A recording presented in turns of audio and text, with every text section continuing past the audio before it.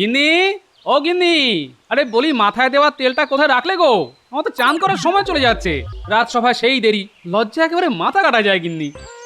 বলি চোখে কি নেবা হয়েছে? হ্যাঁ, দাওয়াই রাখা আছে, দেখতে পাও না? দেখেছি দেখেছি, ওই তো দাওয়ার বাঁশের পাশে এমন ভাবে রাখা আছে যেন চোরে চুরি করে নিয়ে যাবে। চোরেরও তো একটা মান সম্মান আছে নাকি? ওই তো চুলের বাহার, তার তেল আবার লুকিয়ে রাখতে হবে। হ্যাঁ, এখন থেকে ঘাটেই রেখে এসো, ভূত পেতনিও ছুঁয়ে দেখবে না। হ্যাঁ,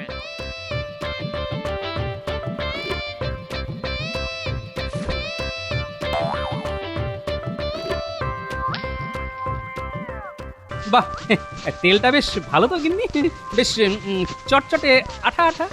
কি দিয়ে বানালে গো গিন্নি? একই তুমি তেল ছেড়ে আঠা মাথায় মাখছো কেন? হ্যাঁ, এর মাথাটা যে একেবারে গেছে গো। এই আঠা এখন কি করে তুলি? চুলগুলো তো দলা পাকিয়ে গেছে। উহ, তোমার চোখে নেবা জানি, কিন্তু বুদ্ধিটাও কি শুকিয়ে গেছে? হায় ভগবান, এই অদ্ভুত লোকটাকে নিয়ে আমি কি করব? হ্যাঁ, আমি কি করলাম?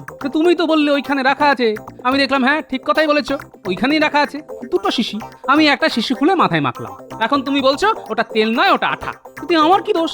মাথায় মাখার সময় বুঝলে না ওটা তেল নয় আঠা? এখন দোষ দিচ্ছ আমায়? হ্যাঁ, তবে একটা কথা ঠিকই বলেছো, দোষ আমারই, নইলে এমন একটা বোকা লোকের গলায় মালা দিলাম কেন?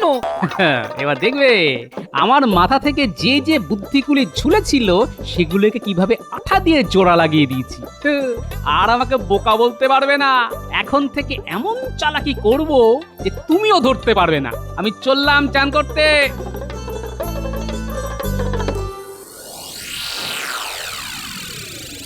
মন্ত্রী, রাজা কৃষ্ণচন্দ্র সম্পর্কে তুমি যা যা জানো তা আমাকে জানাও তো। মহারাজের অজানা কিছুই নেই, তবু মহারাজ যখন জানতে চাইছেন তখন বলি। শুনেছি তিনি খুব দয়ালু, তার প্রচুর ধনরত্ন আছে। হ্যাঁ, ব্যাস ব্যাস ব্যাস, আর কিছু জানতে চাই না। তার যে প্রচুর ধনরত্ন আছে তা কি তুমি নিশ্চিত করে জানো? একেবারে নিশ্চিত করে জানি, যে কোনো কারণেই হোক তার হাতে প্রভূত ধন রত্নাদি গচ্ছিত আছে। তার কত পরিমাপ তা তিনি নিজেই জানেন না। মন্ত্রী, তুমি তো জানো রাজকোষের অবস্থা মোটেই ভালো নয়, প্রায় শূন্য হয়ে গেছে। এই অবস্থায় অন্য কোনো উপায়ে রাজকোষে ধনরত্ন আমায় বাড়াতে হবে। অনেক দিন ধরেই আমার ইচ্ছে কৃষ্ণনগরে সিংহাসন দখল করি, কিন্তু তা আর হয়ে উঠছে না। রাজ্য অধিকারের ঝক্কি কি কম? তার চাইতে চেষ্টা করে দেখি রাজার ধনরত্ন কিভাবে দখল করা যায়। হ্যাঁ, এটা তুমি ঠিক কথাই বলেছ। ধনরত্নগুলো হাতিয়ে নিলেই তো ব্যাস ল্যাটা চুকে গেল। হ্যাঁ, কিন্তু তা সেটা কি করে সম্ভব? তার উপায় তুমি বার করো তো দেখি। একটা উপায় মাথায় আসছে মহারাজ। মানে আমরা যদি চারজন ভিক্ষুকের ছদ্মবেশে সশস্ত্র হয়ে রাজা কৃষ্ণচন্দ্রের কাছে আশ্রয় চাই, আমি নিশ্চিত তিনি ফিরিয়ে দেবেন না। একবার আশ্রয় পেলেই আমাদের অর্ধেক কাজ শেষ হয়ে যাবে। হ্যাঁ, আমরা রাজার অতিথিশালায় থাকবো, তারপর আমাদের লুকোনো অস্ত্র বার করে একদিন পুরো রাজসভাটাকে বন্দি করে ফেলবো। তারপর রাজাকে বাধ্য করব রত্ন ঘরের রাস্তা বলে দিতে। রাজা বাধ্য হবেন, ব্যাস আমরা তার সম্পদ লুট করে দেশে ফিরে আসব। কেউ জানতেও পারবে না, বুঝতেও পারবে না। মহারাজ, রাজ্য জয় করার চাইতে অনেক সহজ সম্পদ কেড়ে নেওয়া। হ্যাঁ,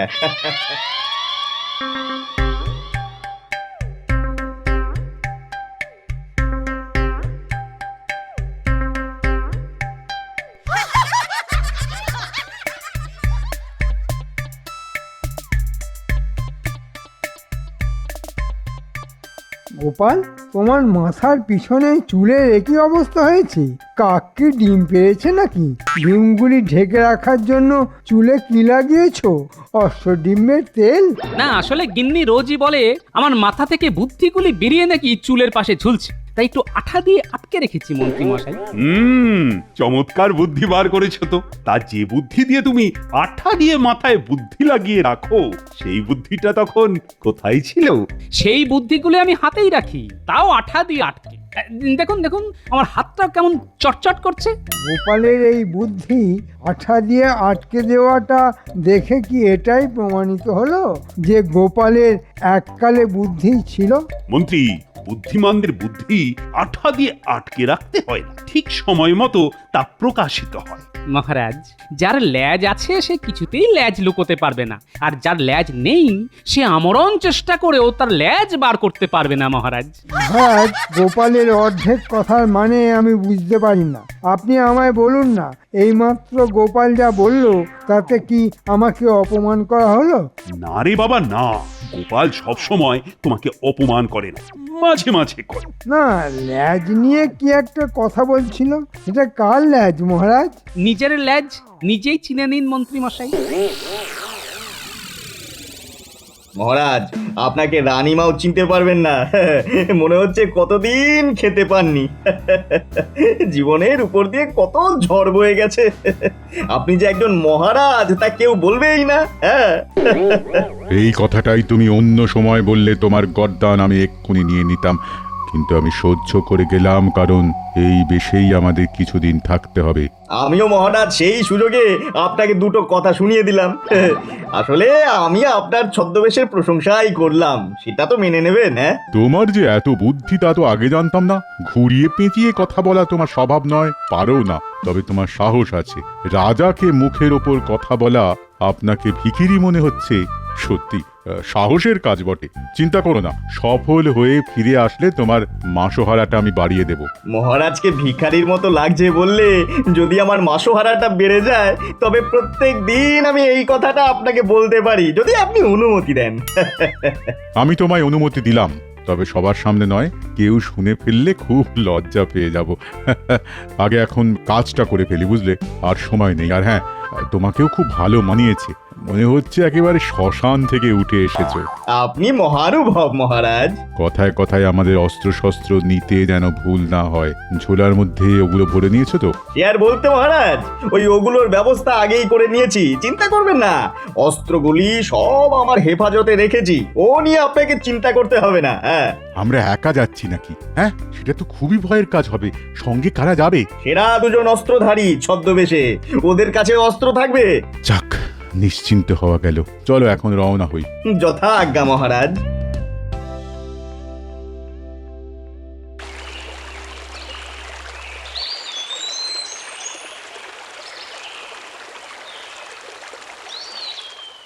মহারাজ, গোপাল কিন্তু নিজেই স্বীকার করেছে যে ওর ল্যাজ আছে। কেন কেন কেন, তোমার নেই বলে মন খারাপ করছে নাকি? আসলে গোপালের কিছু আছে যা আমাদের নেই, তা মেনে নি কি করে মহারাজ? গোপালের বুদ্ধি আছে, তোমার নেই, এই কথাটা তুমি মানতে পারবে তো? একদম মানবেন না মন্ত্রী মশাই, বুদ্ধিতে আমি আপনার নখের যোগ্যও নই। তবে তবে কিনা বুদ্ধি দু প্রকার, একটা সুবুদ্ধি আর একটা কুবুদ্ধি। তা আপনার মাথায় কি আছে সেটা তো আমি জানি না। মহারাজ, আপনার সামনেই গোপাল বলেছে যে আমার মাথায় কি বুদ্ধি আছে সে ওটা জানে না। কু না সু, কোনটার অধিকারী আমি সেটাও ও জানে না। একজন মন্ত্রীর মাথায় সবটাই যে সুবুদ্ধি থাকবে সেটারও কোনো মানে নেই। সুতরাং তোমার বুদ্ধিতে কিছুটা কুবুদ্ধি যে আছে সে ব্যাপারে কোনো সন্দেহ আমারও নেই। মহারাজ, গোপালের মাথায় তাহলে কোন ধরনের বুদ্ধি আছে বলে আপনার মনে হয়? গোপাল মন্ত্রীর কথার কোনো জবাব দেবে কি না দেবে না? মহারাজ, আমার মাথার বুদ্ধিগুলি এই কিছুক্ষণ আগে আঠা দিয়ে জোড়া লাগিয়েছি, এখনো ভালো করে আঠা জোড়েনি। এক্ষুনি কি করে বলি মহারাজ?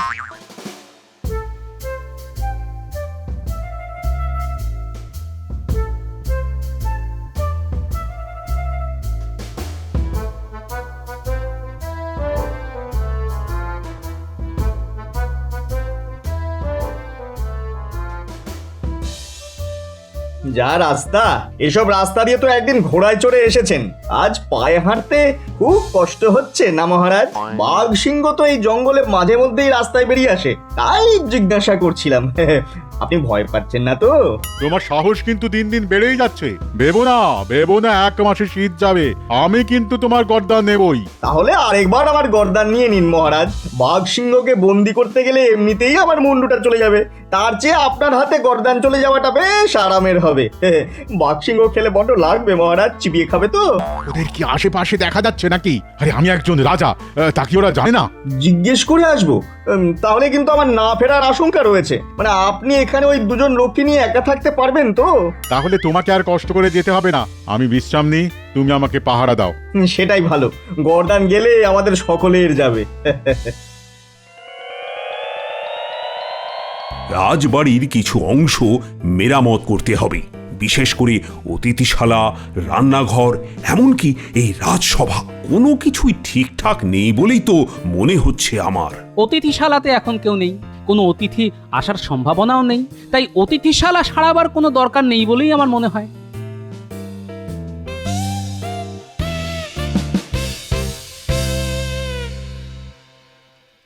এ কি এরা কারা মন্ত্রী? তোমরা কারা, কোথা থেকে এসেছো, এখানে আসার কারণটাই বা কি?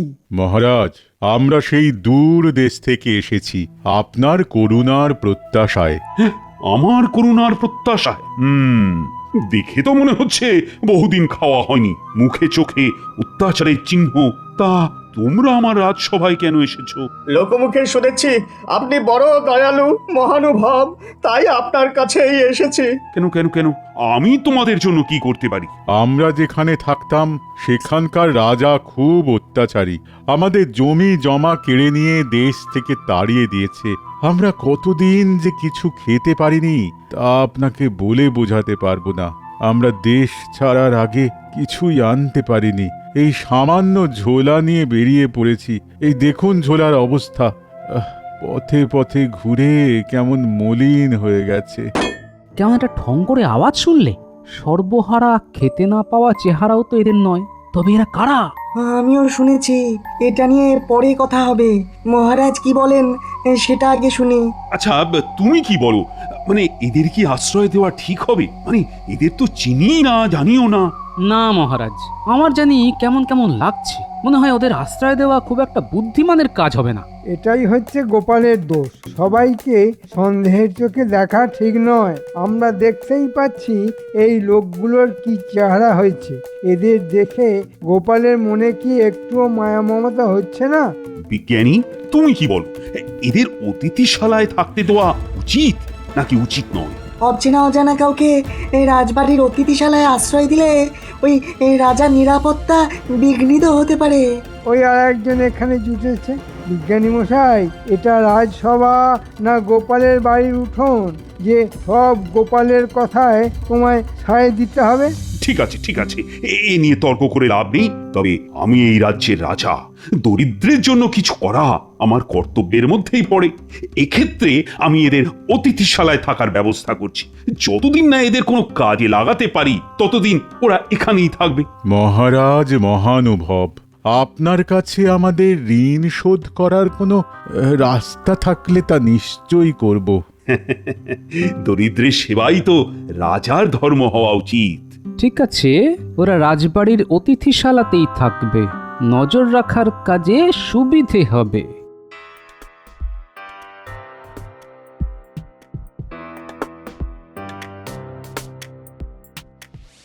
গোপাল, এই অতিথিদের ব্যাপারে আমারও সন্দেহ আছে।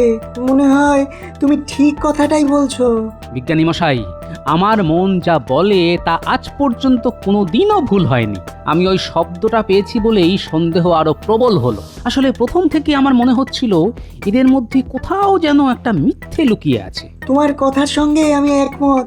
আচ্ছা, ওই ঠং শব্দটা আসলে কিসের হতে পারে বলে তোমার মনে হয়? থালা বাটির আওয়াজ আমি জানি, গিন্নির দৌলতে। কম থালা বাটি তো আমার মাথা লক্ষ্য করে ছোড়েননি, তাই এই শব্দটা আমি চিনি। এটা অন্য কিছুর শব্দ। সেটা কি হতে পারে বলে তোমার মনে হয়? আমার মনে হয় অস্ত্র। রাজসভায় থাকি বলেই অস্ত্রের আওয়াজটাও আমার খুব চেনা। সর্বনাশ, তবে তো আমাদের সমূহ বিপদ। মহারাজ যে কোনো মুহূর্তে আক্রান্ত হতে পারেন। সেটি হবার জো নেই। আমি একটা বুদ্ধি বার করেছি, কিন্তু দেওয়ালেরও কান আছে। আপনি বরং আমার কাছে আসুন, কানে কানে বলি। এই একদম তোমার মুখের কাছে কান নিয়ে গেলাম, এবার ফিসফিস করে বলো।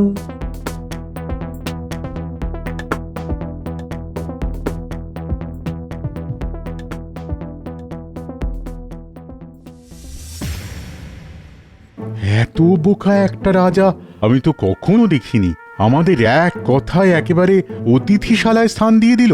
মহারাজ, উনি বোকা না হলে আমরা চালাক হতে পারতাম, হ্যাঁ? এটা ঠিক কথা বলেছ মন্ত্রী, কিন্তু আমাকে কি দেখেছো এরকম অচেনা কাউকে এভাবে আশ্রয় দিতে? না মহারাজ, আপনি চেনা লোককেই আশ্রয় দেন না, তা অচেনা কাউকে কিভাবে রাখবেন? তাহলে তুমিই বলো, কে বেশি বুদ্ধিমান, আমি না কৃষ্ণচন্দ্র? এ আপনি কার সঙ্গে তুলনা করছেন? সূর্যের সঙ্গে লম্ফের, হ্যাঁ? এটা একেবারে ঠিক কথা বলেছ। আমি সূর্য আর কৃষ্ণচন্দ্র হলো তেলের লম্ফ। যাক যাক, তোমার গর্দান নেওয়াটা তাহলে আপাতত স্থগিত রাখা হলো। এই দেখ, দুটো বালতি, এর মধ্যে বিজ্ঞানীর বানানো একটা তরল পদার্থ আছে। আমি এক্ষুনি বার হব, নিজের চোখে সব দেখে কি করতে হবে তা তোদের বলে দেব। তোরাও আমার সঙ্গে চল বালতি নিয়ে। সাবধান, বালতি থেকে তরলটা যেন পড়ে না যায়, সেদিকে খেয়াল রাখবি। হ্যাঁ হ্যাঁ, কিন্তু আমরা কি রাজবাড়িতে যাচ্ছি? না হলে আবার কোথায় যাব? রাজবাড়িতেই তো বিপদ অপেক্ষা করে রয়েছে। ঠিক আছে দাদু।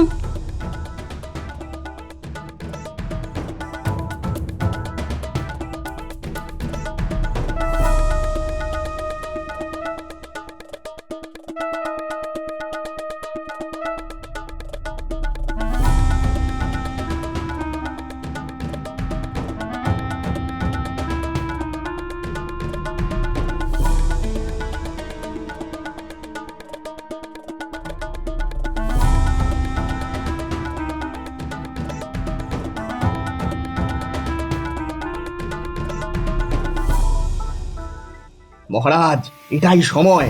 প্রহরীরা সব ঘুমিয়ে পড়েছে। রাজা কৃষ্ণচন্দ্র নিশ্চয়ই শোবার ঘরে চলে গেছেন। রাজাকে বন্দি করার এটাই উপযুক্ত সময়। তাহলে আমাদের অস্ত্র শস্ত্র সব ঠিক আছে কিনা একবার পরীক্ষা করে নাও তো মন্ত্রী। রক্ষীদেরও তাই করতে বলো।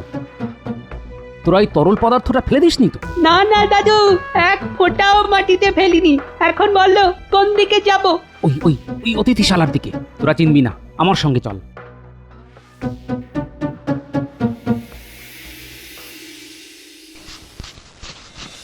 আরে মন্ত্রী, এত দেরি করছো কেন?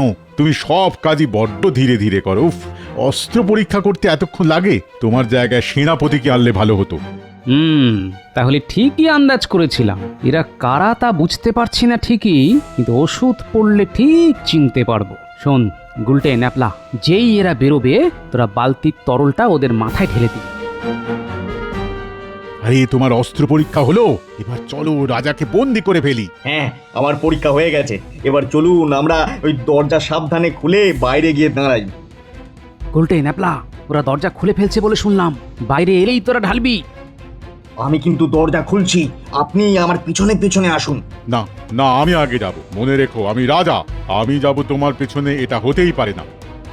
ওরা দরজায় পা দিলেই বালতির তরল ওদের গায়ে দিবি, বুঝলি?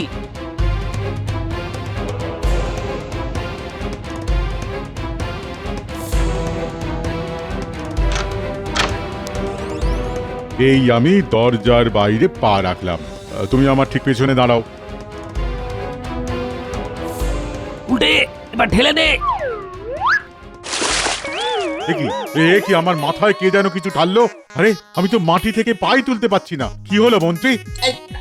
আরে আরে, আমারও তো সেই একই অবস্থা। কি ভুতুরে অবস্থা রে! নড়তে চড়তে পারছি না তো। এখন কি করব? আমার ইচ্ছে করছে এখানেই তোমার গর্দান নেই, কিন্তু হাতটাই তো তুলতে পারছি না। কি করে তোমার মুন্ডু ছেদ করব? তোমার বুদ্ধিটা নেওয়াই আমার ভুল হয়েছে দেখছি। ন্যাপলা, গুলটে, এক্ষুনি মহারাজকে খবর দিতে হবে। চল দৌড় লাগাই। তাই করি, চলো। তুমি একটা গর্ধপ, মরকট, বলদ, মোষ। আমি তোমাকে মন্ত্রী পদ থেকে বরখাস্ত করলাম। মহারাজ, মহারাজ, মহারাজ, তাড়াতাড়ি বাইরে আসুন। বামাল সমেত ডাকাত ধরেছে। কি ব্যাপার গোপাল, এত রাতে? যাদেরকে আপনি ভিখারি ভেবে আশ্রয় দিয়েছিলেন তারা ধরা পড়েছে, দেখবেন, চলুন। উল্লুক, বেল্লিক, ইঁদুর, বেড়াল, শেয়াল, ভেড়া। গোপাল, এরা কারা? ওরা কি চাইছে? আপনাকে বন্দি করে রাজকোষ শূন্য করে নিয়ে যেত। কিন্তু আমি তো ওদের চিনতেই পারছি না। সেই ব্যবস্থা করছি। আগে সবাইকে ডাকুন আর 2 বালতি জল আনতে বলুন। এই কে কোথায় আছিস? পাহারা দেবার নাম করে নাক ডাকিয়ে ঘুমোচ্ছিস? 2 বালতি জল নিয়ে আয় তাড়াতাড়ি। মহারাজ, মহারাজ আমাকে দেখলেই আপনি চিনতে পারবেন। এই পোড়ার মুখ আর দেখাতে চাই না। এই মন্ত্রীর পরামর্শেই একজন রাজা হয়ে আপনার ধন লুট করতে এসেছিলাম ভিখারির ছদ্মবেশে। আমাকে ক্ষমা করে দিন। মহারাজ চিনতে পারছেন? দেখুন কাদের আপনি আশ্রয় দিয়েছিলেন। কি আপনি তো খাম্বাজ রাজ আর সঙ্গে খাম্বাজ মন্ত্রী। আপনারা নিজে এসেছেন আমাকে বন্দি করে আমার ধনরত্ন লুট করতে। এবারের মতো আমাদের ক্ষমা করে দিন। আমার মন্ত্রীকে আমি বরখাস্ত করে দিয়েছি। এবার আমাকে যেতে দিন। যাবেন তো বটেই, তবে নিজের রাজ্যে নয়, কারাগারে। আয় এই 2 দুষ্কৃতীকে কারাগারে নিয়ে যা, বিচার হবে পরে। আর গোপাল, তোমাকে আর কত ধন্যবাদ দেব। আর পুরস্কার কাল আমার রত্ন ভাণ্ডার থেকে যত খুশি রত্ন নিয়ে যাও। আমি রত্ন নিয়ে কি করব মহারাজ? আপনি বরং বিজ্ঞানী মশাইকে মাসোহারাটা বাড়িয়ে দেবেন। বিজ্ঞানী না থাকলে এই কাজটা করা সহজ হতো না মহারাজ। আর আমার খুদে বাহিনীকে খেলনা কিনে দেবেন, সেটাই আমাকে দেওয়া হবে। গাধা চড়ুই, তোমাকে আজ মেরেই ফেলবো।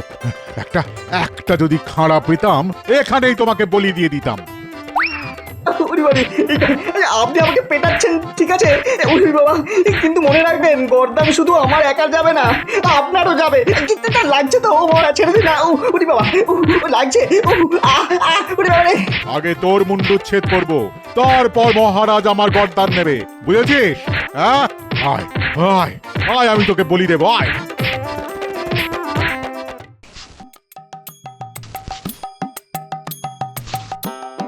গিন্নি, গিন্নি কোথায় গেলে গো? তোমার সংসারের ঘানি টানছি। হ্যাঁ কি তোমার মাথার চুলগুলো আগের মতো হলো কিভাবে? হ্যাঁ আরে বিজ্ঞানীর খাড় মেখে আমার বুদ্ধিগুলি সব মাথার মধ্যে ঢুকে গেছে। এখন আর আঠা লাগাতে হবে না। তোমার আঠা তোমার কাছেই থাকুক। বুদ্ধি কমে গেলে ওই আঠা আমার লাগবে, সাবধানে রেখো কিন্তু।